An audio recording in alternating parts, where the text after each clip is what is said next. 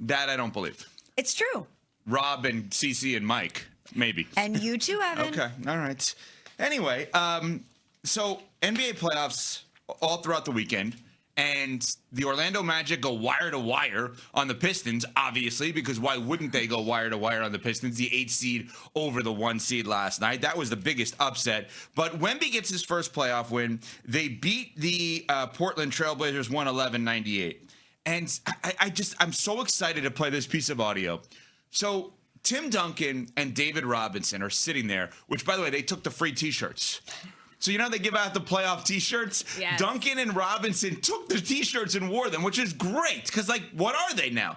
They're just fans of the team. They're supporters. I'm sure they have some sort of employment in some capacity with the Spurs, but whatever. They're fans of the team. So those two guys, first ballot Hall of Famers, 5-time champion in Tim Duncan, watching Wemby. And Ramona Shelburne asked an unbelievable question afterwards about the weight of living up to past Spurs legends with the two of them watching his win last night in San Antonio. And here is what Wemby had to say. I would say it feels safe. It feels like if you trip, there's a lot of hands that are ready to catch you. So it's from day one, it's felt that way. I'm going to do my best to try not to cry from this guy. This guy is the greatest ever. He is unbelievable. I don't know. Is he more prepared for superstardom than Peyton Manning, than LeBron James? Yes. Those two guys were so prepared for superstardom. Venus and Serena, prepared for superstardom. Is he the most prepared athlete we've ever seen for superstardom? He doesn't say anything wrong, and he says everything so right.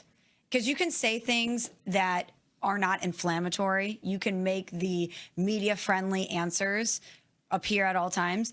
He gives us something. Like, this is somebody who, at a very young age, recognizes the weight of the responsibility on his shoulders, both individually for his organization and for the game and the league as a whole.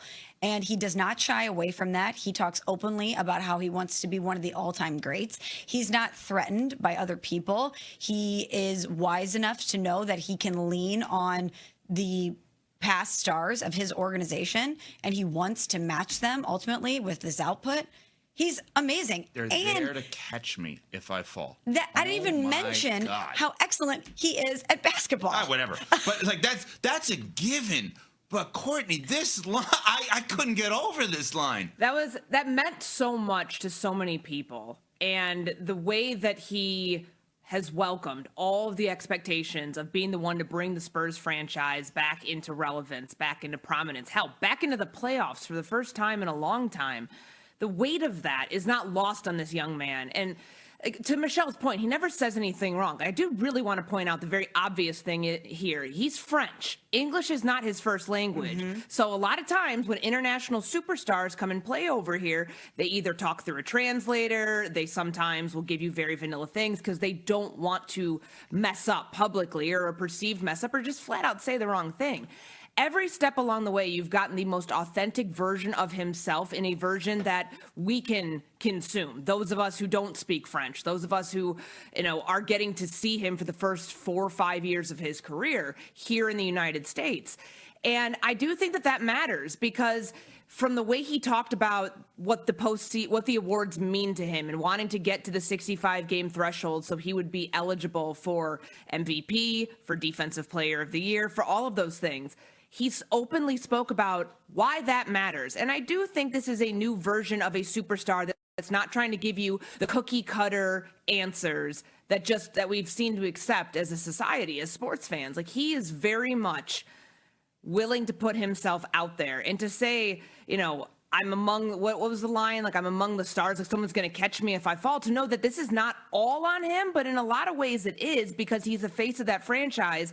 And to do that, 35 points, 5 threes in his postseason debut, you really couldn't ask for anything more than anybody when they finally make it to this stage, because now he's set the bar for himself here. Like, this is what we expect from Victor Wembanyama going forward. He's amazing. He is truly, I don't Is he your favorite player in the league? Right now? Non-Heat player? Yeah, non-Heat, obviously. He's certainly my favorite person that plays basketball. In The league. NBA's got to be thinking the same thing too, guys. Right. For how many times do we have the face of the league conversation, and nobody wants to? No, it's him. It's him. It's him. I mean, It's but him. like It's him. It's him. we finally get to answer that. Yeah, it's him. and getting to really put the punctuation on that yesterday by the playoff debut. It wasn't this.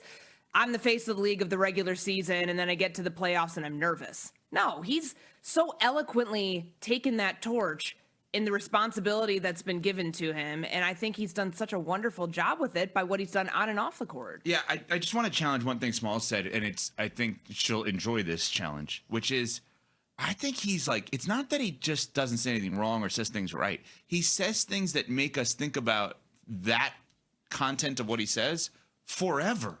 I will now think about this as a parent.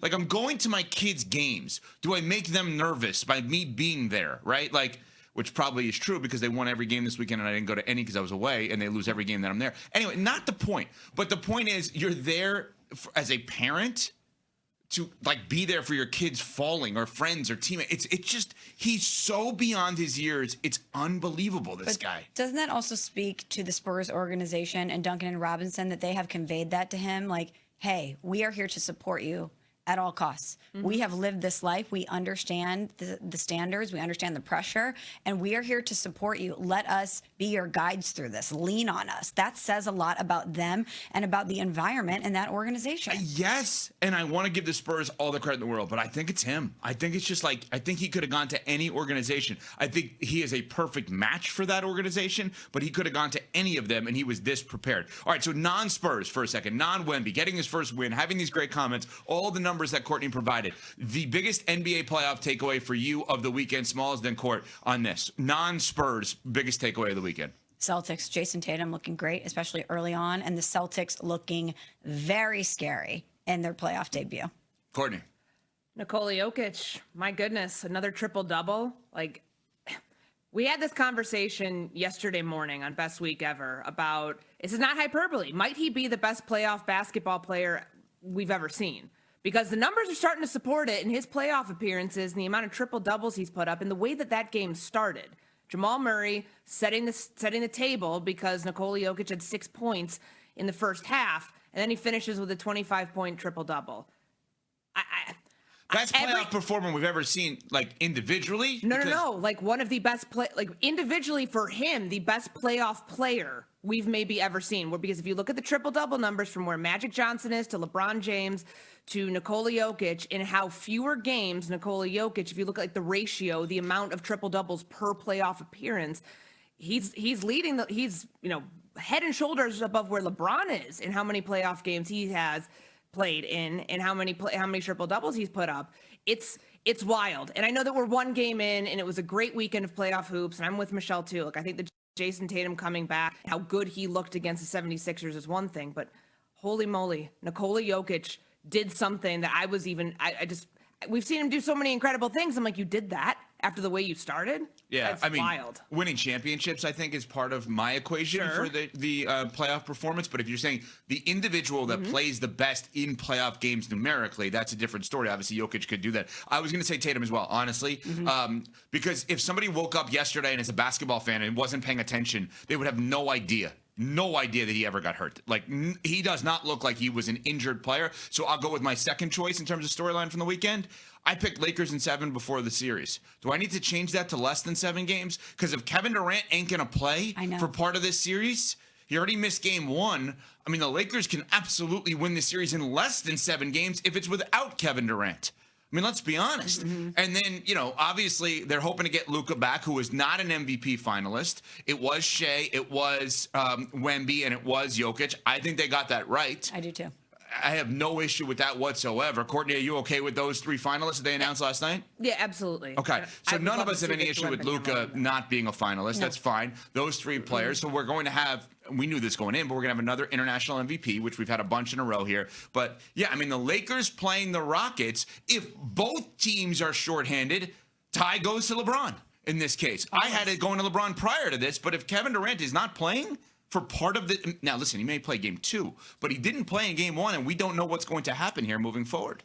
So, I mean, that's a huge storyline as well. I don't think Detroit's going to lose the series, but But I mean, you got to get more than just Cade. He had 39, but nobody else was doing anything for him. And that Orlando team had 5 guys, their entire starting lineup, 16 plus. And Oklahoma City's really good. That's not going to be much of a series against the Phoenix Suns. Breaking news on that one. All right, so there was a lot of NBA. We will continue the NBA conversation coming up as well. But a blockbuster trade in the NFL setting up draft week this Thursday and Friday. We're going to be live in Pittsburgh for the NFL draft. And yet another team has 2 first-rounders, but this team has 2 in the top 10. We will dive into that trade, that blockbuster, coming up next. We're on Sportsmanlike, presented by Progressive Insurance. The NBA play.